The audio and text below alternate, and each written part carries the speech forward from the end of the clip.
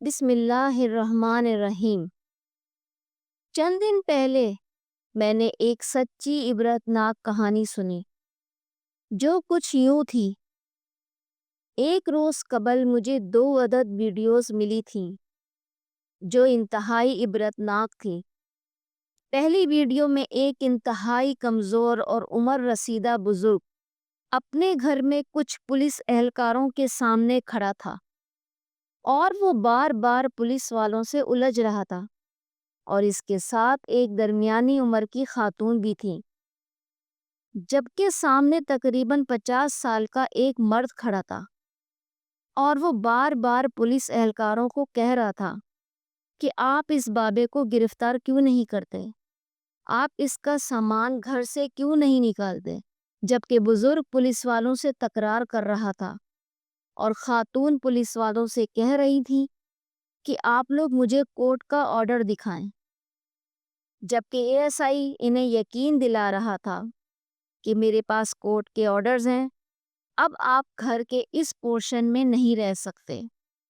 بزرگ پولیس کی بات ماننے کے لیے تیار نہیں تھا، جبکہ پولیس اہلکار انہیں سمجھا رہے تھے، بریگیڈیئر صاحب، آپ ہمارے بزرگ ہیں، ہمارے محترم ہیں، آپ ہمارے ساتھ تعاون کریں، ہمارے پاس کورٹ کے آرڈر ہیں اور ہم نے ہر صورت میں اسے پورا کرنا ہے۔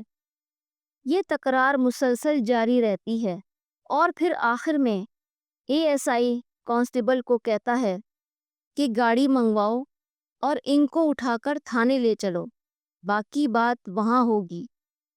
اور جبکہ دوسری ویڈیو میں وہی 50 سال کا شخص پولیس والوں کو کہہ رہا ہے کہ آپ ان لوگوں کو گرفتار کیوں نہیں کرتے، پولیس اہلکار جواب دیتا ہے، یہ بزرگ بھی ہیں اور بیمار بھی، ہم انہیں کیسے گرفتار کر سکتے ہیں؟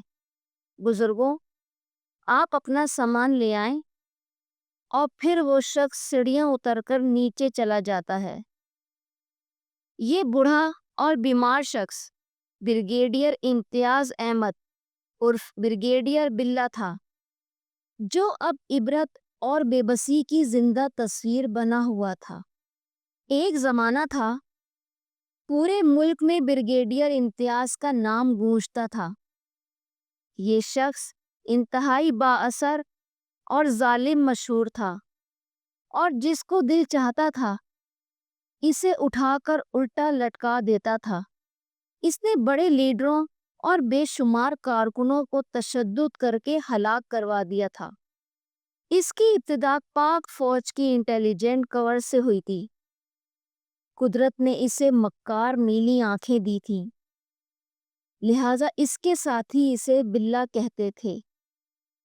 یہ انٹیلیجنٹ کور سے انٹیلیجنس میں آیا اور پھر آگے سے آگے بڑھتا ہی چلا گیا۔ 1980 کی دہائی میں یہ انٹرنل سیکیورٹی کا سربراہ بن گیا اور میاں نواز شریف کے قریب ہو گیا، اور پھر ان کی آنکھوں کا تارا بن گیا۔ پھر 1989 میں بے نظیر بھٹو کی حکومت تھی تو بریگیڈیئر امتیاز نے حکومت گرانے کا منصوبہ بنایا۔ یہ حکومت کے خلاف عدم اعتماد لانے اور میاں نواز شریف کو وزیر اعظم بنانے کی کوشش کر رہا تھا۔ اس نے راولپنڈی میں پیپلز پارٹی کے ممبر قومی اسمبلی توڑنے کی کوشش شروع کر دی۔ مسعود خان اس وقت IB کے DG تھے۔ انہیں بھنک پڑ گئی اور انہوں نے بریگیڈیئر امتیاز اور میجر عامر کی PP کے 2 MNAs کے ساتھ آڈیوز اور ویڈیوز ریکارڈ کر لی۔ اس طرح وزیر اعظم بے نظیر بھٹو کے ہاتھ میں ثبوت آ گیا، لہٰذا اس نے آرمی چیف اسلم بیگ کو بلا کر پوچھ لیا۔ اسلم بیگ اور اس وقت کے DG ISI جنرل شمس الرحمان گلو مکر گئے اور ملبہ جنرل امتیاز پر آ گرا، لیکن اس نے میجر عامر کو بھی اپنے ساتھ لپیٹ لیا، جبکہ میجر عامر اس سازش میں شامل نہیں تھے۔ یہ اس وقت اسلام آباد کے سیکٹر کمانڈر تھے۔ مگر ڈی جی نے انہیں اس معاملے سے الگ کر رکھا تھا۔ یہ سارا operation brigadier Imtiaz additional D G internal wing کی حیثیت سے دیکھ رہا تھا۔ یہ آپریشن تاریخ میں مڈ نائٹ جیگال کے نام سے مشہور ہوا، جس کے بعد جنرل اسلم بیگ نے بریگیڈیئر امتیاز اور میجر عامر کا کورٹ مارشل کر کے انہیں ملازمت سے فارغ کر دیا۔ اس وقت میاں نواز شریف وزیر اعلیٰ پنجاب تھے۔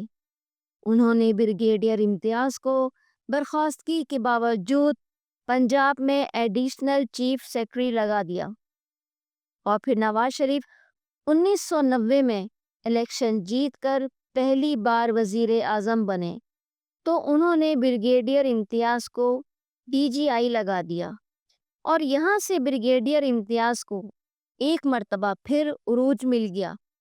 یہ 1993 تک ڈی آئی جی بھی رہا۔ اس شخص کا گروفر اور جاہو جلال بہت غضبناک تھا۔ بڑے بڑے نامی گرامی وزراء اس کے دفتر کے باہر بیٹھے رہتے تھے۔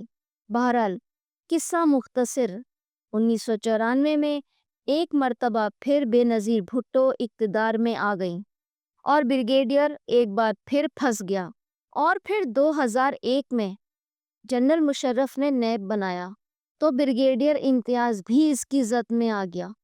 اس زمانے میں اسلام آباد میں اس کی 24 پراپرٹیز، بے شمار زمینیں، زیورات، بینک اکاؤنٹس اور بے نامی جائیدادیں اس کے علاوہ تھیں۔ نیب نے عدالت میں اس کی کرپشن ثابت کر دی اور یوں اسے 8 سال کی قید ہو گئی۔ یہ 2008 میں اڈیالہ جیل سے رہا ہوا اور 2010 میں اسے ایک بار پھر چیئرمین او جی ڈی سی عدنان خواجہ کے ساتھ گرفتار کر لیا گیا، لیکن بریگیڈیئر امتیاز اس وقت تک کینسر کا مریض بن چکا تھا اور اس کی حالت بھی ٹھیک نہیں تھی، لہٰذا عدالت نے اسے رہا کر دیا اور یہ اس کے بعد گمنامی کی دنیا میں چلا گیا۔ لیکن پھر اچانک اس کی یہ ویڈیوز میرے سامنے آئیں اور میں قدرت کا انتقام دیکھ کر دنگ رہ گیا۔ بریگیڈیئر امتیاز اپنی جس اولاد کے لیے لوٹ کھسوٹ کرتا رہا اور اس نے جن بچوں کے لیے کراچی کے کلین اپ آپریشن کے ذریعے حرام کا مال اکٹھا کیا تھا، وہی مال و دولت اس کے بڑھاپے میں اس کی جان کی دشمن ہو گئے تھے۔ بڑے بیٹے نے چھپ کر اس کی ساری پراپرٹی اونے پونے بیچی اور رقم لے کر باہر بھاگ گیا، اور یہ دوسرے بیٹے کے ساتھ رہنے پر مجبور ہو گیا۔ دوسرا بیٹا پہلے بیٹے سے زیادہ ظالم تھا۔ اس کی زیادتیاں اس کی ماں برداشت نہ کر سکی اور وہ بیچاری انتقال کر گئی۔ بریگیڈیئر امتیاز بیوی کی وفات کے بعد اکیلا ہو گیا۔ بیٹے نے اسے گھر میں قید کر دیا۔ یہ 1.5 سال گھر میں قید رہا۔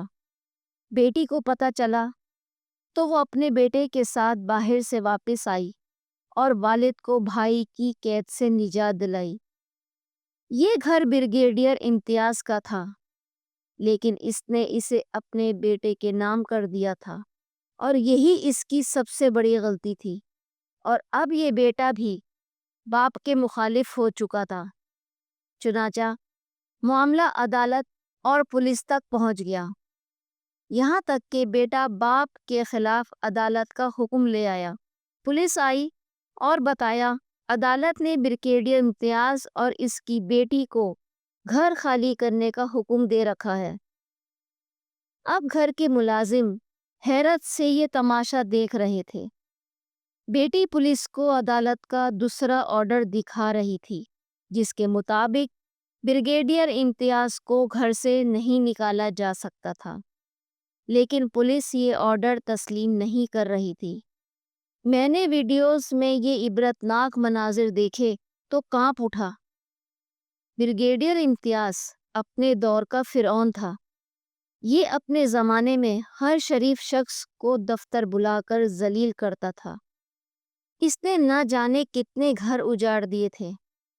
کتنے لوگوں کے گھروں اور جائیدادوں پر قبضہ کر لیا تھا۔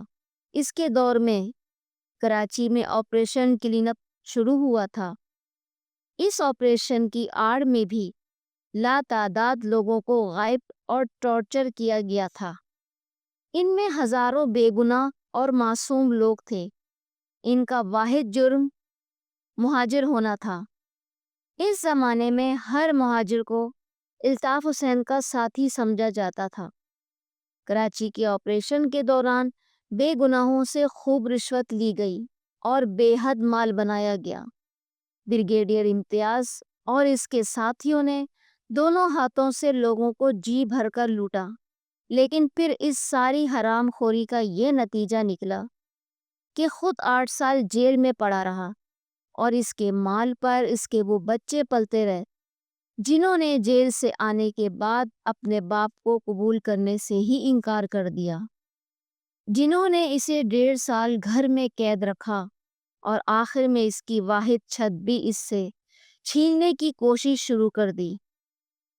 یہ جس بیٹے کے لیے ہر جائز اور ناجائز طریقے سے دولت جمع کرتا رہا، وہ آخر میں اسے دھکے دے کر گھر سے نکالنے کے لیے پولیس لے آیا، اور پولیس اس شخص کے ساتھ اسی کے گھر میں کھڑے ہو کر بدتمیزی کرنے لگی، جس کے ایک اشارے پر IG تبدیل ہو جایا کرتے تھے۔ میں سوچتا ہوں کہ آخر اس ساری حرام خوری کا کس قدر خوفناک نتیجہ نکلا۔ سالوں جیل، ضلالت، بیماری اور اپنی اولاد کے ہاتھوں شدید ذلت۔ کسی عقل مند نے کیا خوب کہا تھا کہ آپ جو بوتے ہیں آپ کو وہ آخر میں کاٹنا بھی پڑتا ہے۔ میں اسے تھوڑا سا تبدیل کر کے کہتا ہوں، ہم انسان جو بوتے ہیں ہمیں اس کا 1000 گنا کاٹنا پڑتا ہے، کیونکہ ہر ایک بیج 10 سٹے پیدا کرتا ہے اور ہر سٹے سے سینکڑوں بیج نکلتے ہیں۔